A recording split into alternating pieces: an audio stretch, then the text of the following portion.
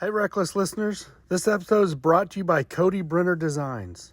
You may have noticed we worked with Cody to freshen up our look here at RecLess HQ, and we added some new graphics to our social media campaigns as well. Cody specializes in logos, graphic design for marketing, websites, social media, and really anything that you can imagine. If you like what you see and interested in more, check out Cody at codynbrenner.com. That's codynbrenner.com, or check our show notes for more info. If you'd like to be a sponsor of a future episode, reach out to us at recklesspod@gmail.com for more information. All right, now on with the show.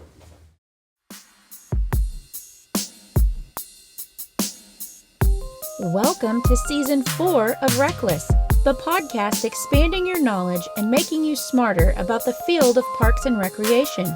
Your hosts are Shane Mize, Jay Tryon, and Tom Venniro, three career-long friends from around the country, bringing insights, industry stories, and a surprise guest each episode. Thanks for swinging by. We're glad you're here. This is RecLess. Look at you changing your background. I gotta get that out of there, actually. You don't have to, but We got some Bluey here. you think Shane knows who that is? He probably doesn't, but he should. I'm going to say he doesn't. But that tells me it's most likely either a child or, Rooney. yeah, it could be Rooney. There's an R, RM. It's either a child or a parent of a child in our age bracket. I mean, they could just be fans of Bluey and they could be not have kids. That's can't make that assumption. It is a good show. Shane, do you know who that is? Can't hear you. I don't know who the hell that is. I love how you continue to talk even though you know you're muted. I just thought maybe it would work out. Yeah. Just magically, just all of a sudden you're going to hear even though you hit mute. Yeah, who knows? I don't know how Is that technology works. How does it work? How does all this work? That's a good question. It's above our pay grade. How do magnets work? You have to host more than one time to know. Well, next Friday, buddy. I'm on the board. Second time. Yeah. Shane, you got your Massachusetts jacket on, huh? I do, yeah. I actually bought two more versions of it, a blue one and a maroon one. But you really like that green one. It's just the one I was wearing today. Do you want me to change? You I'm want the blue one on? Hold on a Send us second. the link. Everybody, hold Send on a us the second. link and we're going to buy Hold on a matching second. ones. Next time we go somewhere, we'll all have the same thing. Yeah, can you send that to us? He can't hear us. No, and I just want to start. He is the diva, Yeah. as we have learned. You happy now, buddy? No, the green one looks better on you. Okay, time to start. Change it? It doesn't do well for your. Hold on, Jay. Let me change back. Nope, I'm starting. Welcome to the 68th episode of RecLess podcast. It'll be the last focusing on one. the industry of park and rec through three close friends in different parts of the country. Shane, this is my intro, not yours. Okay. Okay. My name is Jay Tryon. I'm your host today, and I do have two friends with me today. Even though Aggressively. one of them's already jumping into my intro. Shane Mize Aggressive and Tom hosting. Venniro. How's it going, guys? Good. You are unflappable, Jay. Is this when we Well- talk? Well done. Or is that when we You have talk? to wait your turn. Tom's talking first. All right, Shane, you may speak. Hey, guys. Your what's turn, up? Shane. Hey, guys. How we doing? You guys all back to normal routine after a little travel last week together? Yeah, still tired. That was still fun, tired. It That was fun. It was great. I enjoyed it and look forward to doing it again, hopefully sometime We all soon. slept together. When we talk about that? Oh, jeez. I've told Melissa a lot of stories about that trip, so at the very least, it's given me some ammo, some stories for future episodes. So I had a good time. Well, that's all that matters, I guess. We learned a lot about Shane. We did.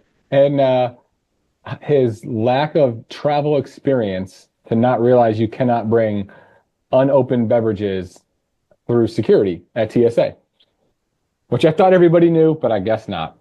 That's pretty indignant about it, too. But I'm going to jump in because I got something that caught my attention last night, and it's going to be our little prep question. And I want to take it kind of quick because I want to get to the guest. There's a lot to talk about with this guest today, but I was listening to a post-game speech from March Madness yesterday, and I love March Madness. I know we talked about it last week when we were together. We watched a little bit together, but there was a coach that was interviewed, and there was a few college students in the audience. And as he wrapped up his interview, he actually looked at the students and asked them, because they were journalist students, and he was giving them advice, life advice. And there's two things that he said that I wrote down that I think are very relatable in our line of work, that we've all kind of, in one way or another, lived by in some capacity. And I'm going to list the two things that he said, the two quotes, and I want to just have you pick which one is more applicable to your career path and how that has maybe guided you to where you are today. So the first thing he said was, never turn down an opportunity to learn or to work. Second thing he said was, build as many relationships as you can and learn to connect the dots between those relationships.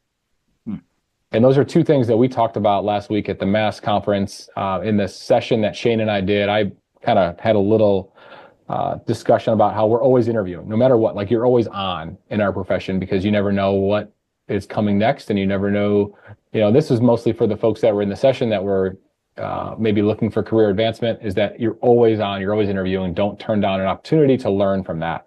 I just want to turn it over to you guys, and, which one of those two, or maybe both of them, kind of spark a thought that you've taken over the years.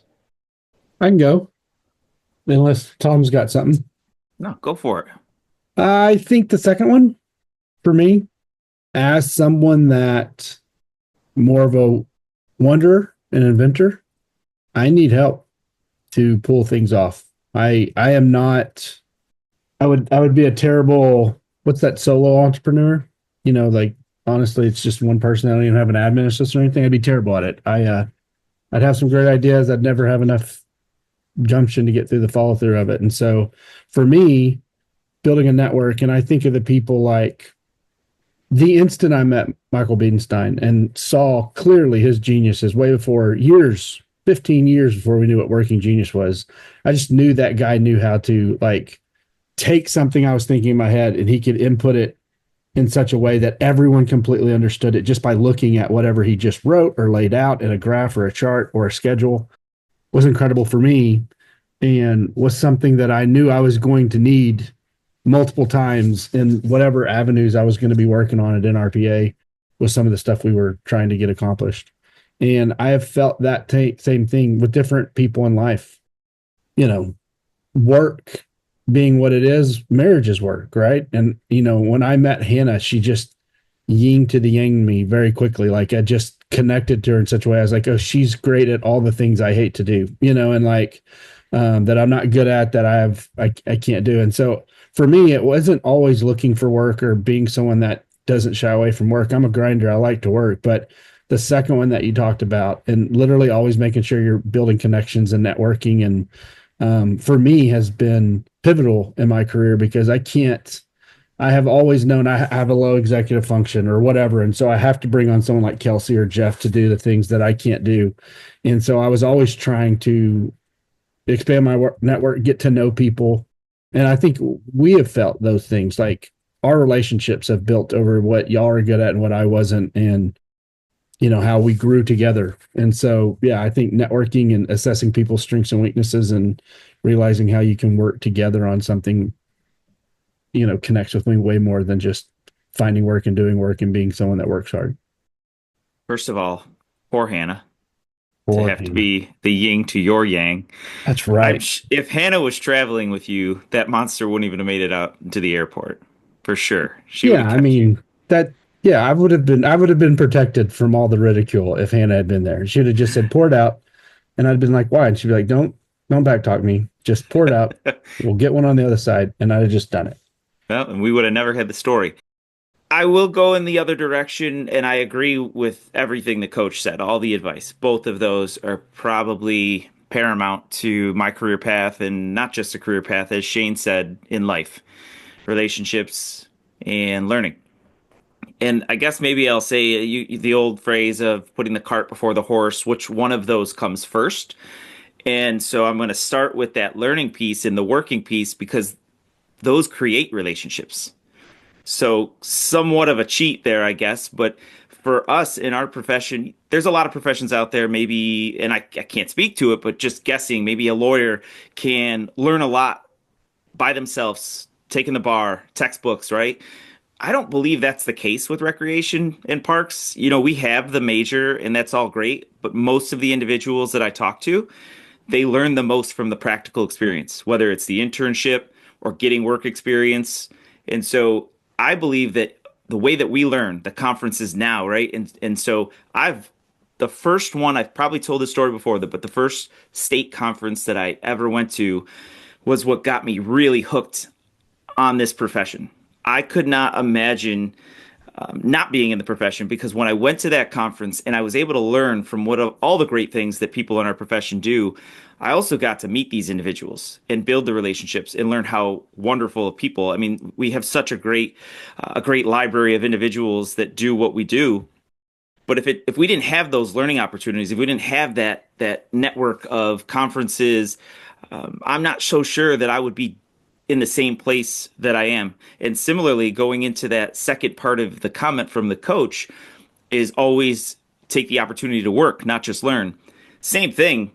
When I was growing into this profession, all of the work that I was doing was somewhat related to parks and recreation, whether it was working at a golf course, working at the Bills camp. All of these were leisure experiences, right? And so I always took those opportunities when they were presented to me, even to I don't know if you all could relate to this, but early in my career, I would be working for, and I'm sure there's people who do this. I was working for Gates, the town of Gates, and then I ultimately worked for the town of Chile in a full-time position. But before that, the town of Chile kind of poached me to do part-time work, run their sports leagues because they didn't have someone full-time to do that work. So I was working double duty. I said yes. I had a full-time job with Gates, but I was like, you know what? They want me to come over and do this. What a great learning experience. I'm not doing this in Gates. And again, working those additional programs or opportunities outside of just the full-time position had led to so many great relationships, which ultimately led to the relationship with Mike Curley and Chile, and I ended up going over there, becoming their assistant director. So that learning and that the opportunities to work are what really fed to all of the relationships that I've been able to build in this profession. And without those opportunities, I don't know that the relationships would have existed necessarily. And that doesn't just stop with conferences and doing some moonlighting for another organization, but think about the opportunities. We've had this conversation, I believe, last week in Massachusetts and also with Javi about saying yes, right? So we talk about the saying yes piece. That goes to also maybe being a part of a town or agency-wide comprehensive plan or being a part of a committee that isn't just for the Parks and Rec department, but maybe it's, a bunch of different civic groups or individuals in your community. And so saying yes to those opportunities, engaging in that opportunity, and then building relationships on top of those to really better our craft and what we're able to provide for our communities. I agree. They are definitely linked together. So very well said. What coach was it? Buzz Williams. Oh, yeah, he's a pretty inspirational dude, actually. I like him a lot. There was 4 quotes that he said. All 4 were good, but the last 2 are the ones that really kind of hit me. And the first 2 that I didn't mention, one, he said, read more than you think you need to. And then one was write down everything that you possibly can, more just take notes, so you remember better. But the last 2 are the ones that kind of just stuck out. But he's great. I've actually always enjoyed him. And it's funny, I think I told you this story last week, Shane, when I went to the game at Marquette back in the day. He was the head coach at Marquette, I think at one point, and that's the year I was there. So he's great. But let's move on team? To the guest. What team? Right now, he's Texas A&M, I think. Yeah, he's at A&M. And they just had a pretty heartbreaking loss, right? Texas Tech last night won, Texas Tech, but Texas okay. A&M lost last weekend. So this was actually the interview was not from yesterday, but it was from a previous year, but they did lose last week. Jay, is that a Duke shirt you have on? Or is that a Concord shirt? It's a Concord shirt, but my Duke colors. Yeah. Did you pick that one out? I did. You mean versus Lindsay laying it out for him? Or what are you talking about? No. Okay, so I am very excited about this guest today. So I'm gonna start Bluey. throwing out some facts. Yes, for those that cannot see, which is everyone but me, Shane, and Tom, the guest image is Bluey, who Shane does not know who Bluey is. No, I'm out of my depth with this one. Cool. So he has no idea who this Shane, could I be. could give you a hint that Bluey is a character and it's one of the blue dogs in the I thought you picture. were talking about my blue jacket that Tom had me put on. Okay, so our guest has had a very incredible career so far. They started their career as an outdoor adventure guide and an adventure race aquatic coordinator over 20 years ago. This guest and I share a love for resident camp and just camp in general. We've had several different conversations about camps. They have also been on a different podcast, but actually as a panelist. So, and I'm not going to tell you the theme of it or the topic. We might get into it later because that might give it away. So this is definitely not their first rodeo as a podcast guest. They were on a former concrete canoe paddling team for college as a coach. Concrete canoe? Very unique. Yeah.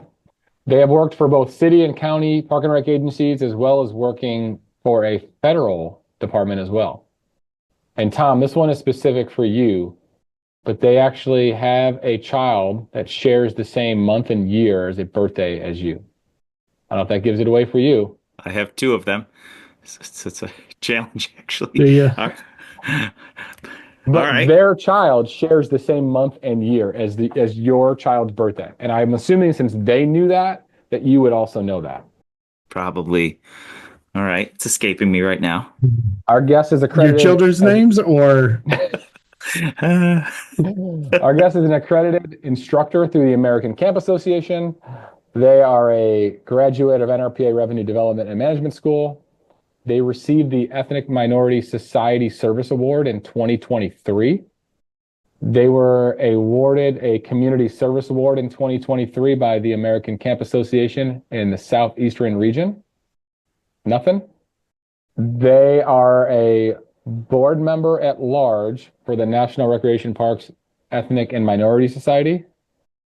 They are a Springfield College alumni. That's like the third of those we've had They're everywhere. everywhere. I think this is going to give it away. So this is going to be my last hint. And if you don't know, then I feel bad for you because this is going to give it away. But they're the founder and chair of the Hispanic Professionals in Parks and Recreation. Nothing? Well, I mean, I There's a lot of. Okay. Today's guest serves as a park guide for the National Park Service and is also currently a PhD student at Clemson University. Please welcome Edwin Rivera. Yeah. Edwin. What's up, buddy? I know. I know. I've been everywhere, so it's difficult to guess. What's up? How are you? I'm good. So happy to be here. I'm so excited. And now, in recalling our conversations, this explains the Bluey. You must be watching a lot of Bluey in that household. I actually my favorite TV show right now, but because the only thing we can watch. I hear you. Yeah, well, my Well- daughter is the one who born when your son born a August. few days. Yes. Well, Edwin, I'm excited for you to be here. Edwin. And, I'm rocking my Duke Blue and you got your Clemson Orange. So that's probably not something you're happy about, as we just mentioned that, because even though Clemson did give them a mean loss during the regular season today, or this year. I know. I haven't been that great. But hey, you're at Clemson, and I'm just curious, like, we have not talked to any other previous like PhD students that are currently going through your program in the past. And is that something you've always wanted to do? Is that something that came about recently? How did that come up? And, what are you actually, what is your plan? What are you actually pursuing, and what's the end result that you're trying to accomplish right now? I think this is always something I want to do from the time I was in college, back home in Puerto Rico. My mentor from that time, and still a mentor, he went through the process of obtaining his PhD too, and he was always like, you got to do a PhD, and he's kind of the one who encouraged me to do my master's. That's when I left Puerto Rico in 2006 to go to Springfield College. And I don't know, I like the teaching portion of it, but I also curious about the research, that we can Yeah. do. Never, honestly, I don't think I see myself just full time as a professor, but in a way to bridge between practitioners and researcher, what we accomplishing, from research and practitioners back and forward, being in both side of the boat, I will say, it's I don't know, we'll see where this take me. You never know. And how much more time do you have? I'm kind of like in the final stage of it. I just Okay. finished the comprehensive exams, waiting on those results, and then to move to the research part of it. Are you, Edwin, are you currently with the National Park Service? Yes, I am still. Yes. Okay. Are Uh, you willing to have a conversation on just what that's been like? I know that from the outside, we're all kind of watching what's happening to our brethren on state and potentially the national levels. And I'm sure that, just like there is in local government, I'm sure there's bloat and things that you could always point to as far as waste.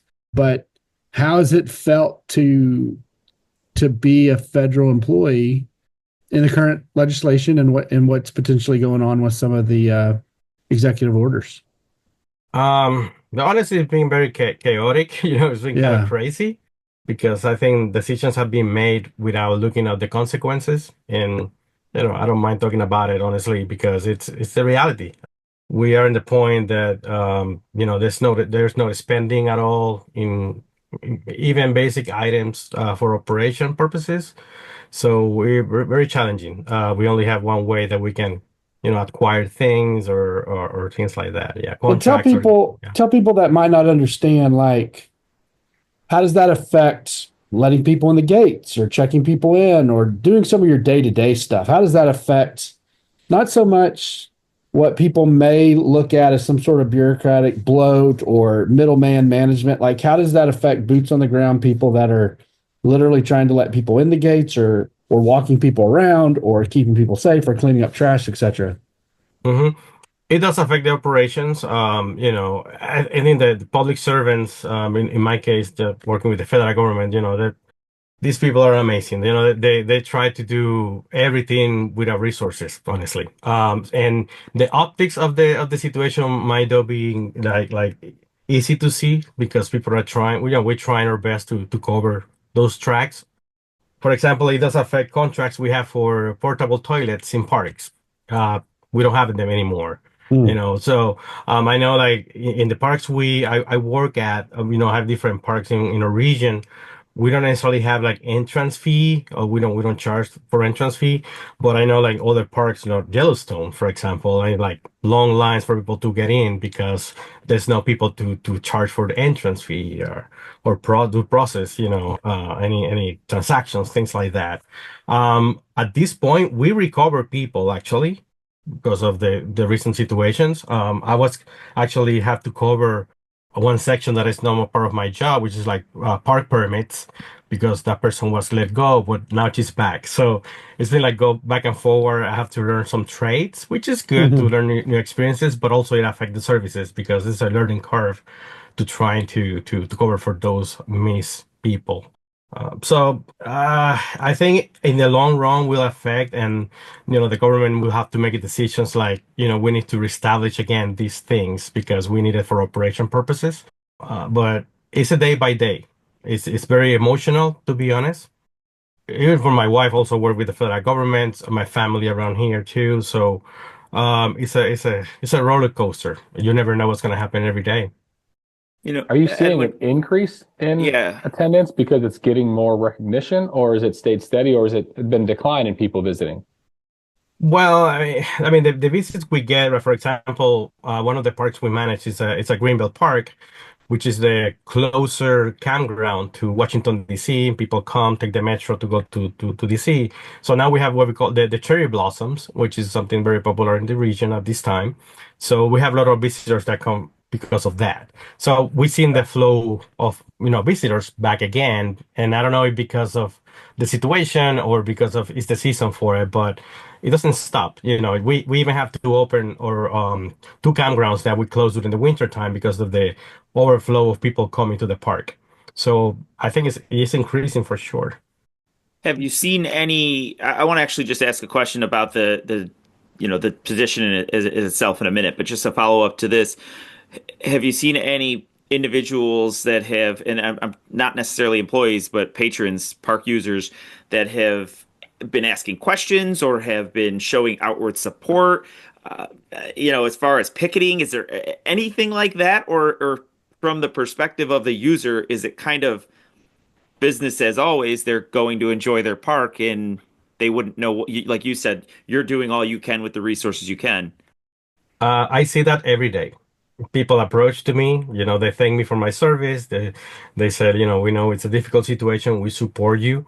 And I had for example, a lady over the phone who I was helping with a reservation for a camp, and she started crying on the other side of the phone, and that triggered me as well. It's like, I didn't know what to say. So people, and because particularly that person, she was connected to her experience as a child growing up going to national parks. And I just, it just got into her heart, like she remembered her experience with her dad, and so many people in this country, probably you guys too, have experiences that attach you to your childhood. So yes, we're getting that support everywhere we look at it. Visitors that come to call us all the time. We get messages. We get, yeah, definitely the public is aware of the situation and is supporting us. Edwin, we were in Mass last week as a group. Jay alluded to it in our travels, and we had a chance to speak at the Message Station conference, and I was speaking. Jay and I spoke against Danny Frizzoli, our same. That's never a great, never a great person to have to speak against. And she had a packed room. And afterwards, we were waiting for Tom, who was speaking after us. And Jay had a meeting. He and I and Annie spoke for a minute, and then Jay had bid opening or something he had to run off to. So me and Annie were just sitting there in the hallway talking, and the conversation came up about a little bit about what makes us different, right? Like we're a quality of life function. And I think national parks are the same way. Like what separates, when you look at a city small enough not to have a Parks and Rec department and a city large enough to have a Parks and Rec department, that same city probably has public safety. They probably have police. Even a small town has a couple police officers. They probably have a city administration of some sort, city secretary, city manager, city administrator. They probably have utilities of some sort of utility billing. And they probably have some sort of public works, right? Like those four pillars of government, public works, utilities, public safety, administration, you almost see in even the smallest of counties or cities or, agencies. But as this agency starts to grow, you start to see quality of life functions like libraries and parks and rec departments. And we're different because we're a quality of life provider. And it's tough in a world where what gets measured gets managed. And if you can put something on an Excel spreadsheet, can show its value, then you can maybe give it more budget dollars and more support in budgetary processes. Parks are tough to do that. It's tough to just put a park on an Excel document. It's tough to really manage how a park and rec employee or how a park has an impact. And I would think that's only magnified at the national level, because if we're a quality of life provider as an agency, the national parks are really one of the things that really separates us from another country. Like a lot of other countries don't have these protected federal spaces that people can go into and enjoy without development or some sort of other infringement on them. How do we convey to others, and I don't want this to be political, just how do we convey in general a message that the National Park Service is worth saving? It shouldn't be future development. It shouldn't be, pipelines. It should be a spot where when people are out in nature, that connection point is really important for us as a society to vanguard in such a way. How do we do that? We do collect the data, on impact for sure, like visitors, people that come to the park. We do collect daily those numbers from in every park in the nation. We do have tools like the outdoor recreation economic impact, like how outdoor recreation impact the local economies. We have those tools too, and multiple ways. So at the end, if one park is closed, you will see the financial impact in the region for sure. I mean, and like I said, we do have the tools to demonstrate that this is how positive this Yeah. impact this area, Do or the you state. do you think Economic those impact. do you think as a group, and I think I'm asking everyone here, do you think those tools are the right tools? Like, have we Mm.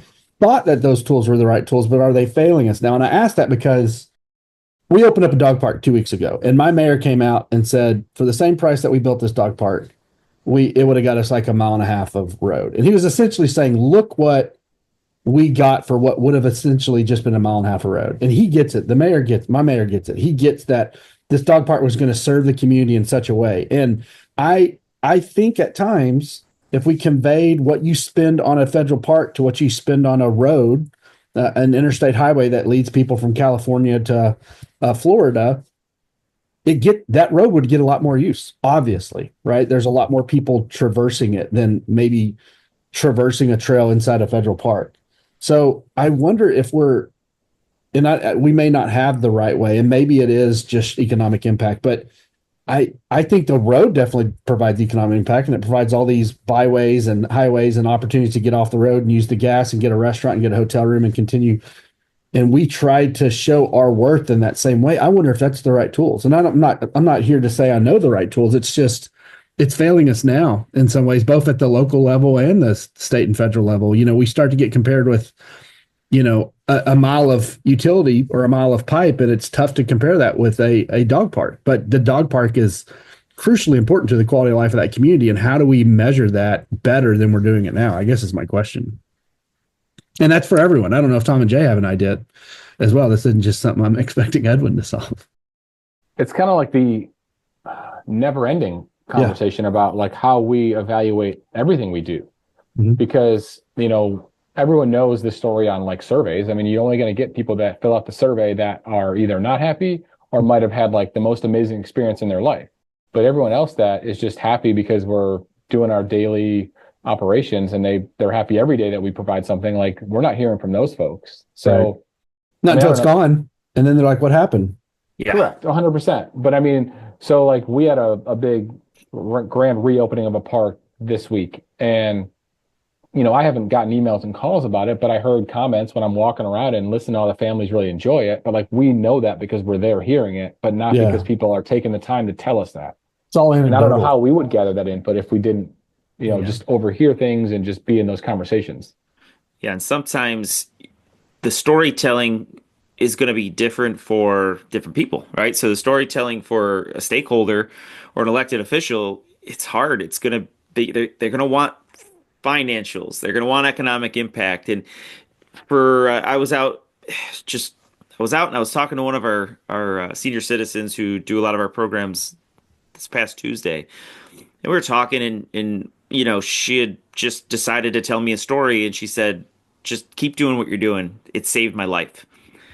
She told me that she lost her husband and 10 or 15 years ago, and she moved into the area. She heard about the services, and they've only grown obviously since, but she's heard about the services. She got to the door at the facility, started crying. Her husband did everything with her, did everything for her, and then walked in, got the courage to walk in, met some new people. 10 or 15 years later, she's sitting with me telling me a story about how that experience and her getting involved with those services saved her life. Is there even close to a more impactful story than that? No. She told me that though. And Yeah. sometimes I wonder if I get it. Sometimes I wonder if we have to be, I don't know the right term, but boastful in a sense and ask these individuals, can you come to the town board or come to the city Yeah. council and tell that story? I'm sure they would, just like that conversation that Edwin had with the individual on the phone, right? Who is getting that story? And at the federal level, I can only imagine that is way, way more of a challenge, because where's that story going after it gets to Edwin? And that takes me back to President Roosevelt when he was invited to see that land that eventually became a national park. That you have to experience it to see that long lasting potential impact, and you see the beauty of it. And I think that part is important. We have to, not only for at the federal level, but also on the local level, like, have our public officials like come enjoy the facility, experience it yourself, go to your park, be part of it so you can see it firsthand, how people feel about the experience and how it can impact the community and the person. It's just and it's as simple as that in my view, honestly. I think it's interesting because I'm not a world traveler. I mean, as we talked about, I didn't even like flying to Boston. But when I hear what other countries are doing, like the European countries value placemaking and plazas, maybe not so much park spaces, although I think you do see some parks out there, but the plazas and the placemaking that you see in some of the really robust cities like Madrid, for example, and Barcelona and in the European cities, Paris. And my Hannah went to Paris to visit our kid once and our oldest. And, there wasn't a bunch of green spaces. There was obviously green spaces, but there's these huge walkways and plazas and corridors in these areas. And when you look at Scandinavian countries and how they do education a little differently than us, and you look at some of the Asian countries and how they value transportation different than us, I think people do look at us and are jealous of our national park system. But it just feels like, and maybe if I was locally in those places, I would see it differently. But it just feels like we're always still trying to defend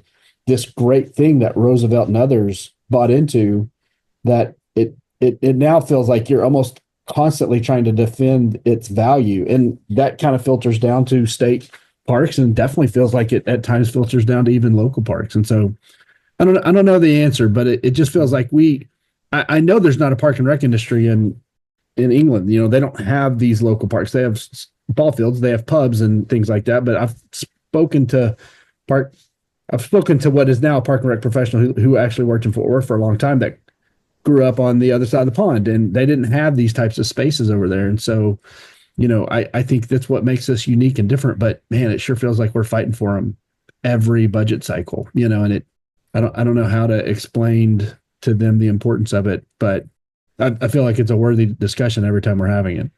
So, Edwin, let's take this into maybe more of a, I think more of a, we went really deep into the weeds there. I want to go back out and into what you're doing now. And, I think when we met, you were working with us and doing some things with the YPN, and you had worked with a great friend of ours, Karen Lucier. And so A you bunch of had, them in Virginia. yes, yes. And so you've got the gamut of local recreation, right? To what in Jay's intro. Now we're obviously talking about what you're doing now at the national level.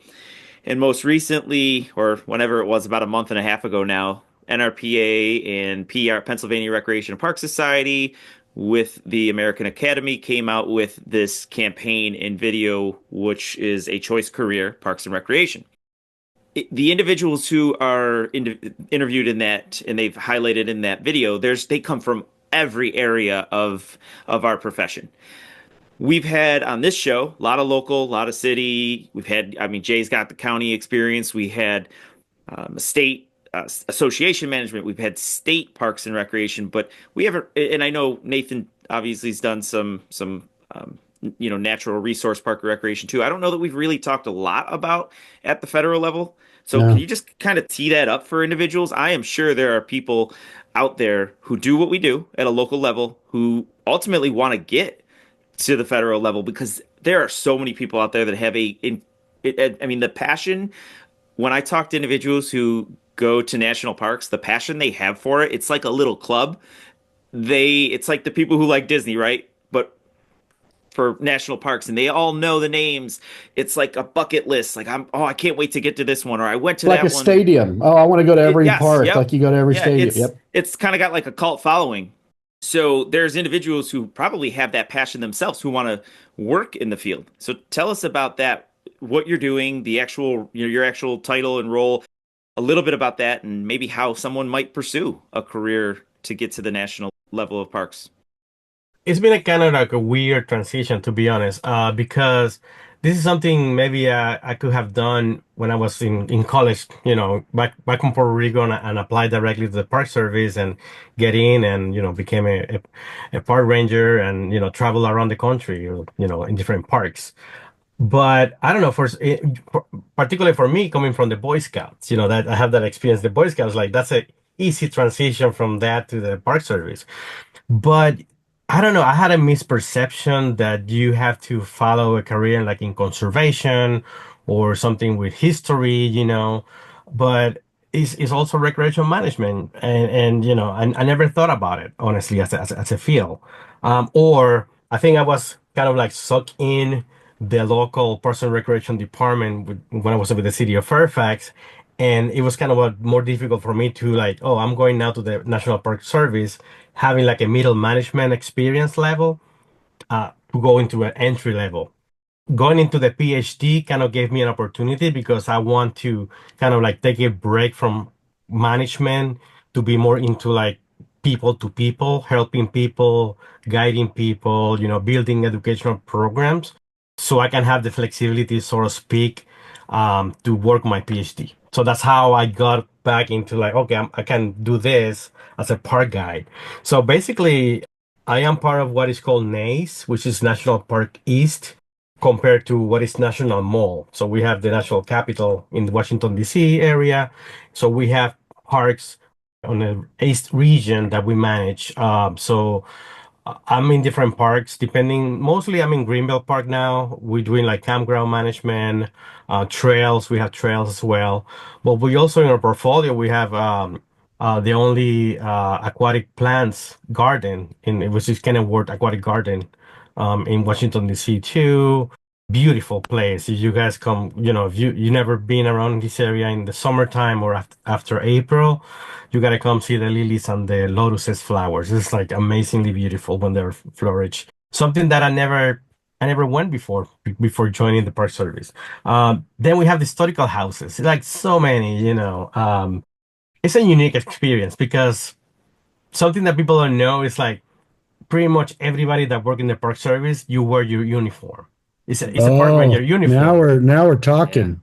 Let's get Yeah. this uniform out. Can you put that on for us? Uh, yeah, sure. I'll be back in the next segment. I'll put it on. Like the superintendent, like the person in the front desk. Everybody wore the uniform. The only person I know don't wear the uniform is the IT people, but everybody else does. So it's like people see us with the flat hat and the badge. It's like, oh, there's a park ranger, but he's a superintendent. He's a director. How's that feel Um, putting that on? Is that pretty exciting when you oh first get it? God, it is. It gave me the chills when I Yeah. when I did it the first time, and I will do every day because it's what you're representing, and people see you, people show you respect, but they know you there to help them. And in the park is kids go crazy, the junior rangers, which I love to do with the kids. I got a blast with them. We also doing a bark ranger, which is for dogs too. We do a little badge for dogs too That's now. cool. I Great. enjoy those as well, but very, very much. So it's been a different experience, and probably I'm going to transition at some point after, on this stage that I'm trying to finish the PhD. I will definitely use this experience not only as an experience for myself, but also I've been able to expand my network. Anywhere I will go after this, I will use the network that I have now with the federal level, with the people I have met. I know now the system better being part of it compared to, never been to the system and just like, oh my God, the federal level, some people are scared about it or how Sure. difficult it is to get in contact with those people or to build up programs. And it's not, it's just people, it's just building relationships. And it just gave me a different perspective. And when Jay was talking about myself in the introduction, I was like, oh my God, yeah, they kind of guessed who I am because I've been in so many different roles. But from the time I left home in Puerto Rico, actually before leaving, I tried to get experience from different aspects of recreation. I became a lifeguard. I was an assistant aquatic manager in my university. I did cave rescuing, Yeah, because I want to get as many experiences as I can in the field to potentially become a manager or a director or whatever, I've always been like that. I always try to get a little piece of here and there from the field. It's been an amazing journey. That was. It's fascinating, and Edwin, I just want to make a comment. You could be the spokesman or the individual who walks around with Coach Buzz there. You Yeah, literally for the just networking summed stuff up for sure. everything that we talk. Yeah, the Yeah. networking and always saying yes to taking on new Yeah. positions, right? Like what that's done for your career. That's amazing. Yeah, yeah. And And don't then don't yeah. don't get Go ahead. upset. We couldn't guess you. That's the game. Jay could have just said we worked with him in the YPN. He worked in Virginia, and we would have guessed it a lot quicker. I want to Oh transition. yeah, Yeah, for just sure. because there's nobody else in Virginia. No. Jay was trying to make sure we didn't get it. That's Jay's gig. I want to transition to the work. So no one can see this. Maybe we'll be able to show it on Cafecito. Is that a podcast specifically for the Hispanic Parks and Rec professionals? Well, that's something that we're working on. Is that what the acronym is? The bottom? Yeah. Yeah, it's small coffee, pretty much. So yeah, with Hispanic Professionals in Parks and Recreation, which I chair, and I've been lucky to found and create with a bunch of other Hispanic professionals, including my dear friend Chris Nunes, which everybody knows, just Right. our mentor extraordinaire. And Maria, right? Maria was a part of the Maria's start as well. there, yeah. Eric Loper from Yes. many amazing people, and I have the idea of this, and then I talked to Chris about it, and eventually it's like we start making connections with these other people. We create the board and the group, but I cannot take, it's a group effort, honestly. I want to do this, I have this vision, but everything that we're doing now, it's because of this amazing board we have. And also the advisory board we have, which we have also Jesus from San Antonio, Homer, like all these amazing people. So anyway, we've been with HPPR. We started working on an educational program because so what we did is we created a survey with our members. We started as a Facebook group, and we want to see what was the need of Hispanic professionals in the field. So like what we're lacking at, how we can help them to grow in the profession. And some of the things that they were thinking, they were saying was about educational opportunities, like how can I get a better resume, how can make myself more appeal for different positions. And so we started an educational program. We started doing like live streams of like, we have a panelist or we have someone talking about different topics. And we did that for about a year. We've been doing this for about 3 years now, 2-3 years with the HPPR. And now we're transitioning to do it as a kind of like a podcast, like a conversation. And the cafecito concept is like, you got a coffee mug, in the morning with warm coffee and just have a informal conversation. And that's what we're doing now. And Cafecito means small coffee. Yes. That was my nickname in high school, believe it or not. That's crazy. No, I'm just kidding.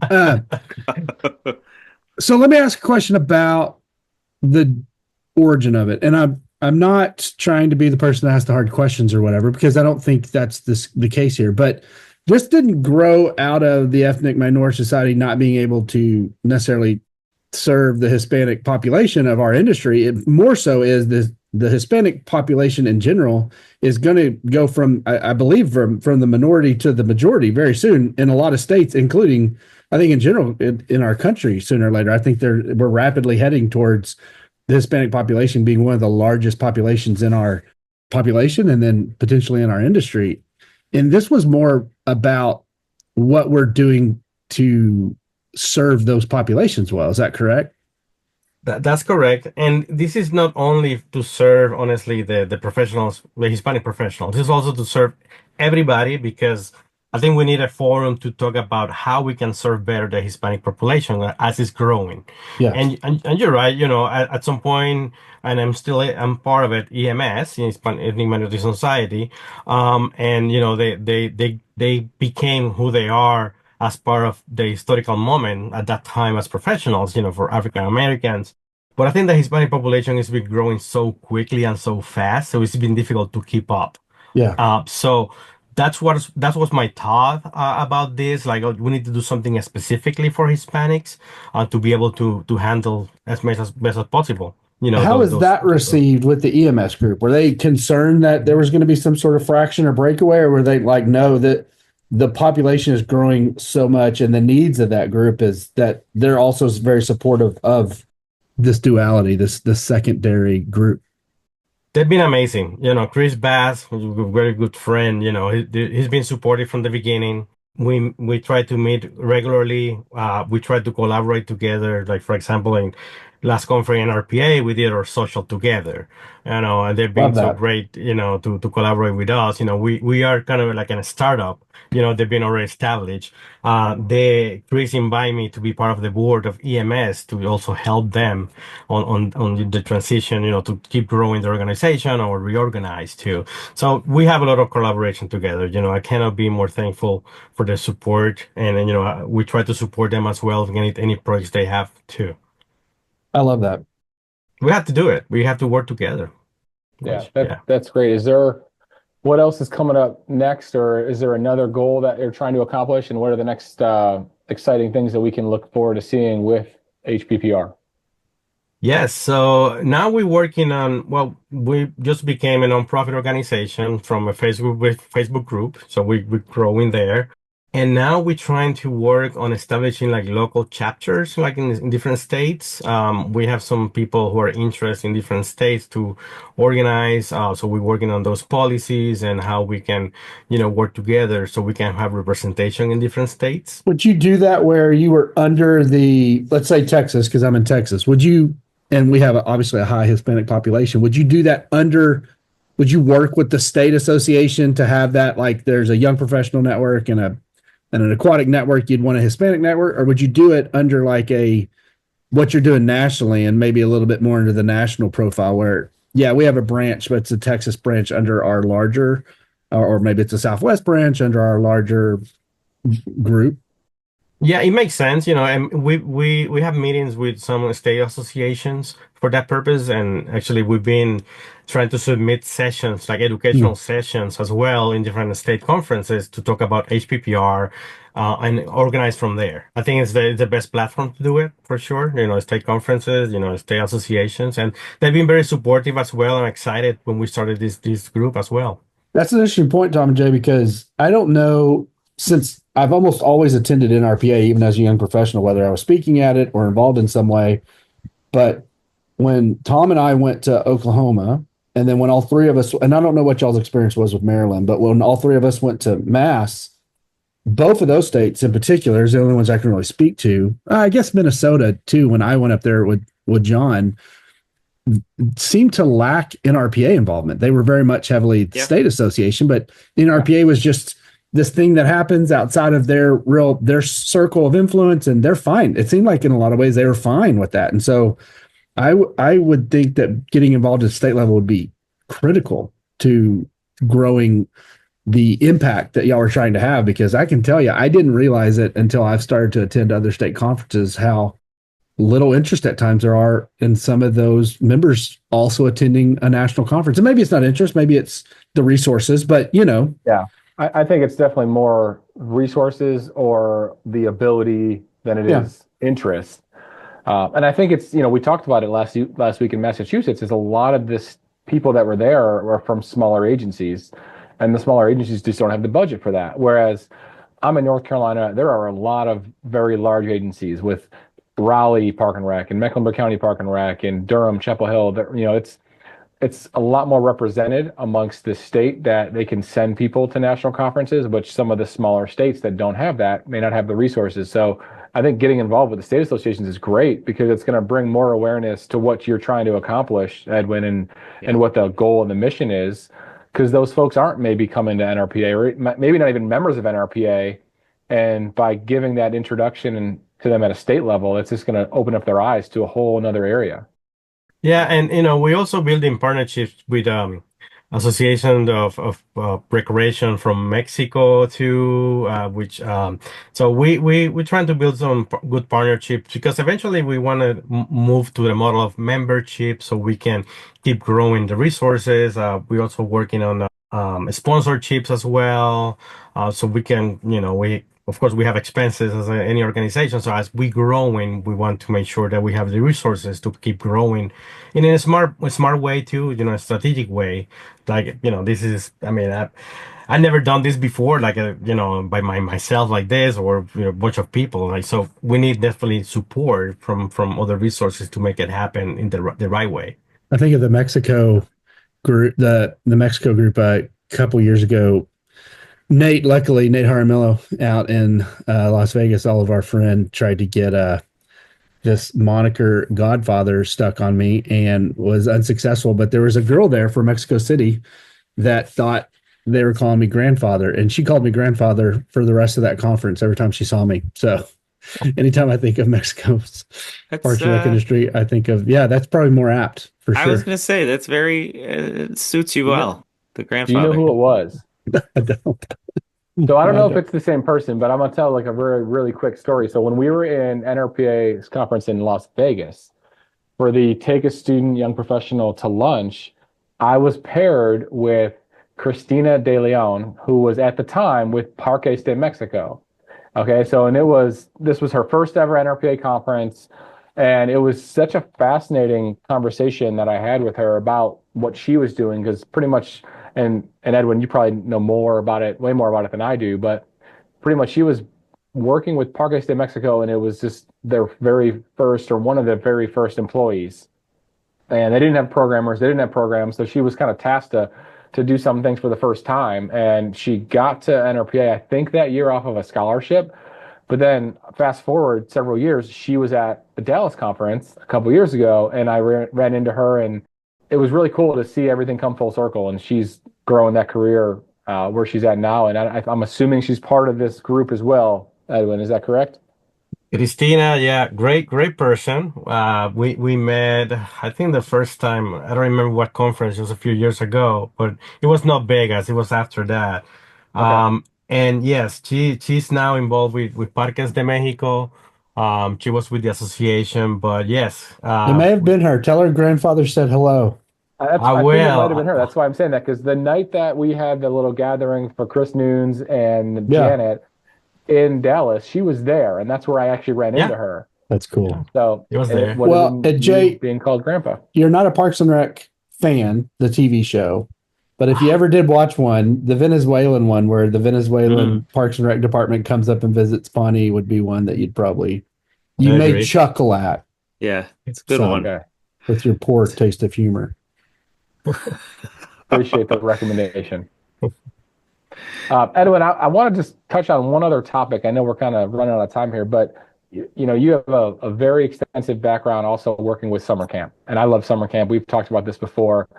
What is it that got you started with summer camp, and what kind of draws that passion of why that's such a big part of your career path and what you've done professionally? Well, I would say I'm here, and I mentioned this before because of the Boy Scouts, my experience in Puerto Rico. And we had a camp there. We still have a camp there that basically I work all my summers from 1994 to 2003 or something like that every summer. So I will say that's the closest like residential summer camp experience back in Puerto Rico. There's not a lot or none at all residential summer camps. The only residential summer camps I knew was the ones from the Friday Jason movies, horror movies, the when I was back home, it's like, oh, that's a camp. It's like a camp in a cabin. But as I progress in parks and recreation and summer camp, I learn about how much participants get positive experiences from summer camp, particularly residential camps. Like, Yep. how they develop communication, relationship with others,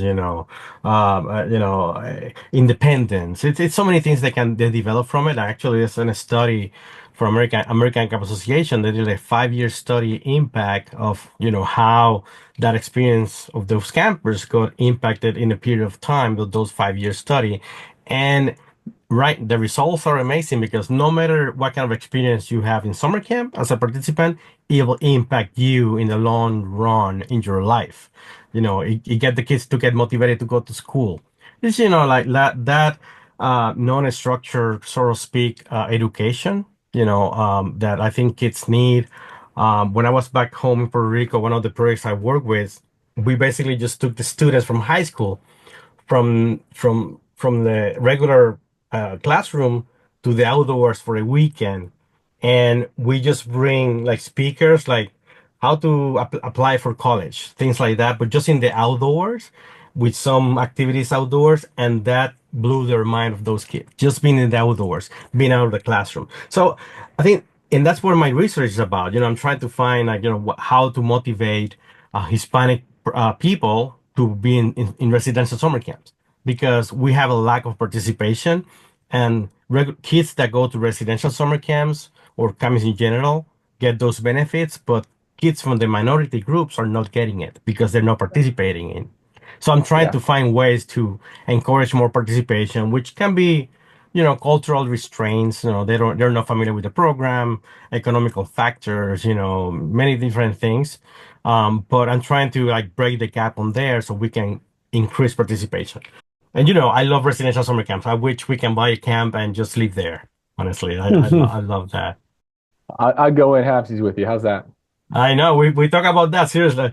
Oh, I would love that. Jane and Tom are laughing, but we almost got into that business one time.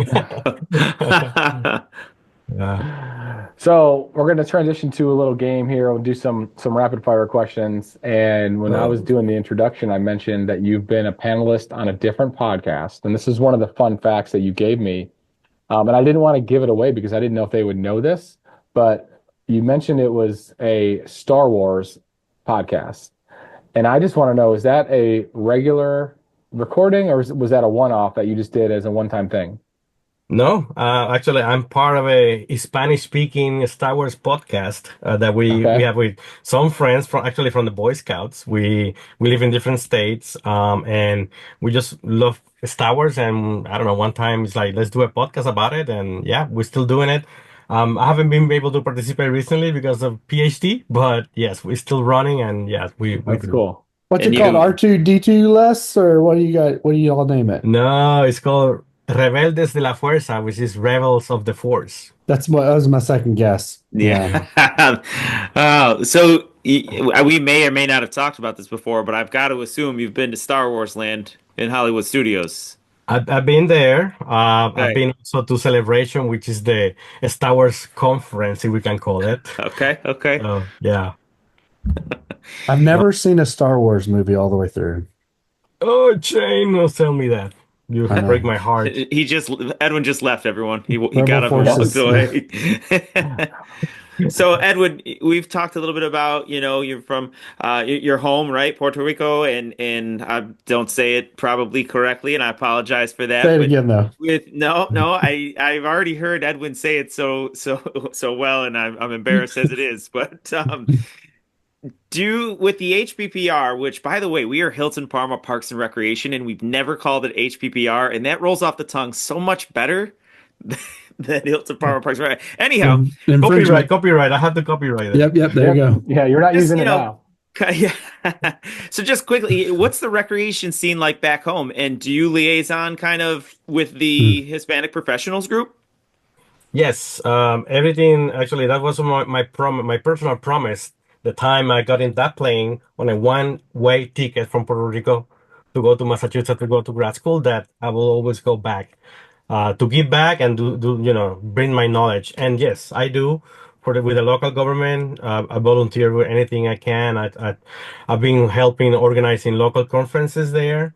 From my experience with NRPA and American Campus Association, which is something that we don't have necessarily in Puerto Rico, like that association. There's local associations mostly for like physical education teachers, not necessarily for recreation professionals.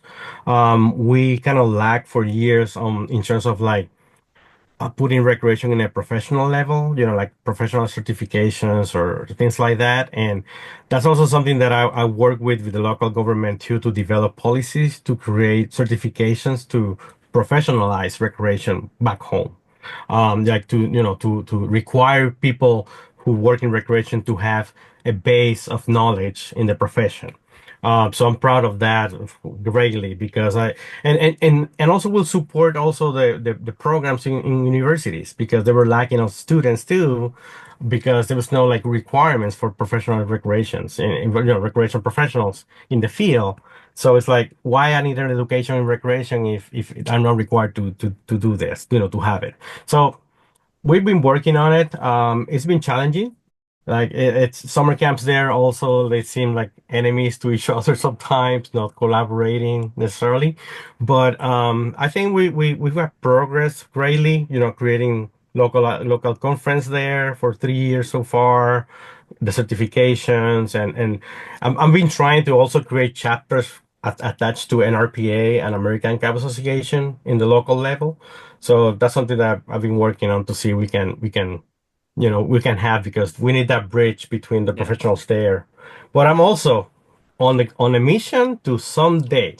I'll talk this to all the CEOs or leadership in RPA Mhm. to have a national association for NRPA in Puerto Rico. There's capacity for it.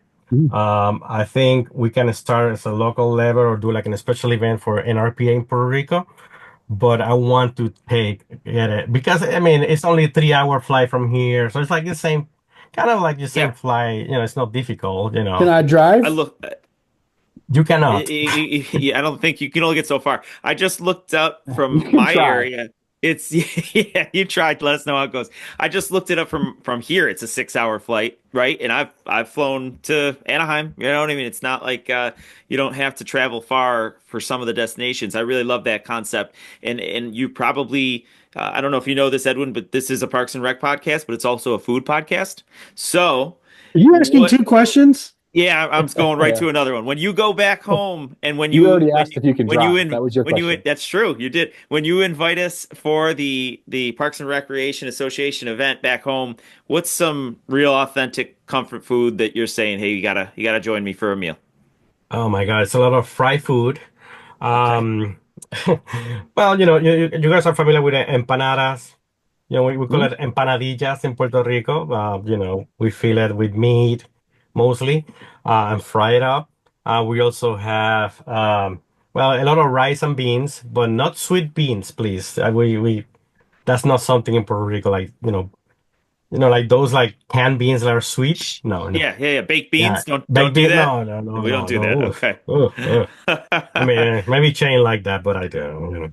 But ri rice, beans, and pork, roast pork. We roast a whole pig, Sure. outside all day. Make it roll around the fire. We toast the skin very well, and then it's amazing. But anyway, Now yeah. my mouth's watering now. Yeah, yeah, we do that there. But anyway, a lot of fried food, unhealthy fried food, That's but okay. a lot of seafood. Yeah, you never been, you should. Ask me, where to go, and I'll shoot you some recommendations. But So yeah. let me stay in line with Tom's question. I'm sure you get homesick at times and wish you had that food. What American restaurant, somewhere in your travels, somewhere in all the places you've lived or your travels, that was like, wow, that is as close as I've ever been to my family cooking or the cooking back home? Well, there's a lot of places in New York City, being a Puerto Rican population there. Yeah, I would say like food from the Dominican Republic is it's kind of similar in some ways to Puerto Rican food. Yeah, I don't know. Everywhere you go, just search for, where the Puerto Rican population is. I'm pretty sure there's a Puerto Rican restaurant close by. I So guarantee it. I got to ask a flip of that question, Shane, because I'm actually this is really it's intriguing to me because obviously the majority of individuals that I know they grew up here and live here. You came here. What are foods that you didn't have back home that you're like, being in the States and it's like, yes, I love this. We were missing the boat by not having this. Probably cow. Is it pizza? Is it what is it? Like what is Sushi. Oh, sushi? okay. Nothing raw. That was well, it was not a thing in Puerto Rico. I never tried sushi before. I didn't have access to sushi. There was no sushi places around that you can go to get it. Also beers, being a country that is in Caribbean, beers are like very light beer. Then I moved to Massachusetts, and there's like, Ah. oh, Samuel Adams, IPAs, touts, and all that stuff. Like, whoa, what is this? It makes sense as the weather changed. I learned that. Now you can go to Puerto Rico and buy an IPA, but back when I was there, not at all. It's everything like light beers.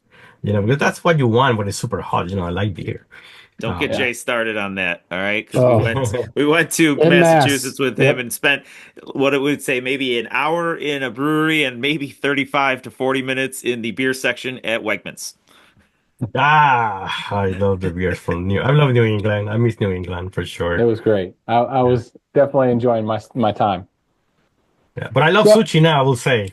I love Okay. sushi. I Okay. got one more before Jay wraps it up. You have done a lot of different aspects of our industry in your careers, state, local, federal, and even within our industry, whether it was recreation or like residential camp. If you could only do one for the rest of your time, if you had to pick one thing, and I'm going to do this thing till the end of my career, what would it be? Um, like I mentioned before, I wish I live in a camp Mm. by a lake. You know, that I can wake up every morning, grab my canoe, go for a morning ride, and come back and, do some programs for the kids and live in the cabin. That's that would be great. And with my family, of course, being part of that. That's the challenge of that kind of work. Yeah. With your family. But I'm passionate about parks and recreation, and particularly with my experience with the city of Fairfax with those great friends, Mike McCarty, Carrie Katie Lucier Mack, and Katie Brian, all of them. Mack. Yeah. It's It's amazing the bunch. And all-star team, man. That is an yeah. all-star It's team. oh my goodness, I miss those days so much. But we're good friends forever, so Yeah, that's one thing we can always say is, when you have those relationships that you built within an agency, like they don't, even though you don't all work together forever, the friendships will last forever. yeah. And I'm always thanking for Mike McCarty, as the executive director in Glenview now. He's the one, man. He challenged me during that time. And honestly, I was so afraid to even pick up the phone when someone called because I thought people not going to understand me on the other side. It was challenging because that's what I did my internship, and eventually he offered me a job, which is amazing. I'm always thankful for his support at the beginning and challenge me, to make me better. Honestly, it's a good friend, and great mentor. And previous guest on the show, he was great. Yes, yes, yes. The best. Well, Edwin, I really appreciate the time you've taken with us. Yeah. It was great, and we That's dove a into some really topics great that we haven't conversation. talked about yet. Yeah. And it's always Like good Star talking to Wars. you. And we have not talked. Yeah, we've never talked about Star Wars. And It's now true. Shane has something to look forward to this weekend, and you got to find one of the movies to watch. Right. Right. If you're telling Shane, him to please. watch just one, which one does he have to pick first? New Hope. This is the first one, the original. That's the one who's gonna hook you up. Hey, Shane, you know what your job is this weekend. I got a book report now. Well, thank I you, have Edwin. It's all- been a pleasure. I have all the versions. If you need the VHS version, I have it. Okay. Let's go. Bye, guys. Thank you. you, Edwin, Edwin. thank you. We appreciate See it, you, man. Edwin. He's There you great. go, guys. He's awesome. He is. He's the best man. Yeah. What a great perspective on what's going on just currently in our industry at every level. I mean, he could speak to what residential camps are going through. He can speak to what federal employees are going through. He can speak to, local, and been a part of gold medal departments and everywhere in between. Yeah. I don't know if you intended that when you asked that question about those two, the two quotes from the coach, but that part about just always learning and saying yes to every job opportunity, that's that's what Edwin built his career on, right? It's phenomenal. Yeah, if there was His like a resume part is super and rec impressive. industry ambassador, like he would be the one. I mean, he would be a highly qualified candidate for it. He could speak to our industry in so many different ways. Oh, I agree. He's awesome. But I can't drive to Puerto Rico, guys. We can't host a national conference there. We could have RecLess in Puerto Rico. I would eat that up, man. I've been there once, or actually twice for a cruise. So I only got to spend the day there. But and they take you to San Juan, which is a large city, so it's not the same as probably what he would want us to experience for the culture. But Shane, you can get a steak there now, probably, so you should come. Okay, that's a check box in the yes column. And I'm sure they have Monster. Okay. It might be in Spanish, but That's fine. I'm sure they have Monster. We'll take that. Awesome. Well, hey guys, this was great, and I appreciate spending the time with him, and look forward to the next one. We'll talk to you guys soon. Yeah. See ya. Bye, everyone. Follow RecLess Podcast on YouTube for more content and outtakes. Listen and subscribe wherever you get your podcasts. Follow along on Facebook, Instagram, and LinkedIn for news and exclusive clips. RecLess Podcast is edited and produced by Hannah Mize. Thanks for listening. See you next time.